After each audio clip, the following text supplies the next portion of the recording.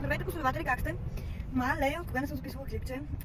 За днескашните събития, които се случват с горивата, бях доста притеснена от това, че моята бензиностанция Лукойл ще затвори или няма да работи, или някакви такива неща, защото преди се зареждах на OMV, защото много харесвах кафето и бисквитките и това ми беше любимата бензиностанция. Обаче, както осъзнах, че горивото на OMV гори по-бързо, в моята кола специално, не знам при вас как е, започнах да, и е по-скъпо, започнах да зареждам на Лукойл. И на Лукойл е доста по-евтино и наистина горивото ми стои много по-дълго време.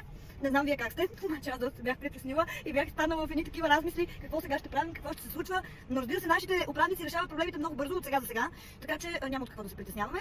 Видимо.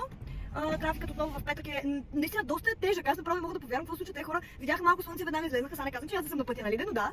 И още така, вие иначе как сте?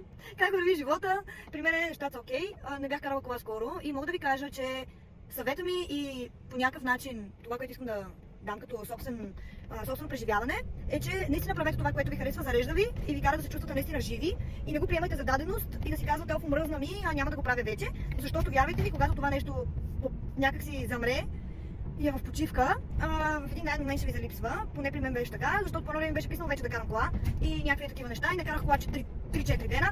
Майко, вчера се качих и аз направо бях в еуфория, но започнах да си слушам музика, да си правя концерти, да си карам, да си пея, направо се заредих.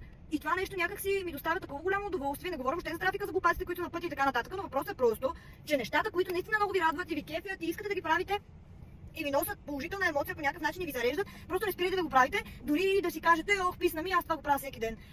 Да, обаче не, тук идва другото разковниче, че когато загубиш нещо, ти започваш да го оценяваш или когато то е в дефицит. Така че и това са хубави моменти, нещо да позамре малко, за да можеш да го оцениш още по-добре. Това беше от мен, размисли и страсти, петък.